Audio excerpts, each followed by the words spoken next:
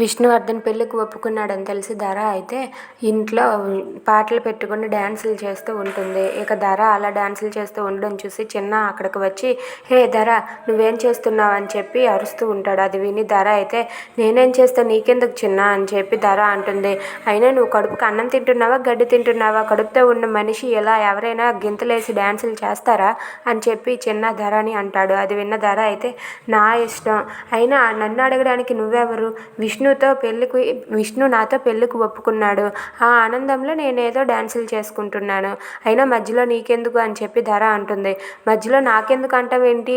నీకేమైనా అయితే చూసుకునే బాధ్యత నాది. అయినా అడిగే హక్కు కూడా నాకుంది అని చెప్పి చిన్న అంటాడు. అది విని ధర వాళ్ళమ్మ అక్కడ ఉన్న చిన్న వాళ్ళ నాన్న వాళ్ళంతా కూడా ఒక్కసారిగా షాక్ అవుతారు. అయినా నీకు హక్కు ఉండడం ఏంటి? అసలు నువ్వేం మాట్లాడుతున్నావు అని ధర అడుగుతూ ఉంటుంది. అది విని చిన్న వాళ్ళ నాన్న అయితే, అమ్మో, వీడిని ఎలాగే వదిలిస్తే హద్దులు దాటిపోయేటట్టు ఉన్నాడు, రే పదరా ఇక్కడి నుండి అని చెప్పి చిన్నాన్ని లాక్కొని వెళ్ళిపోతూ ఉంటాడు.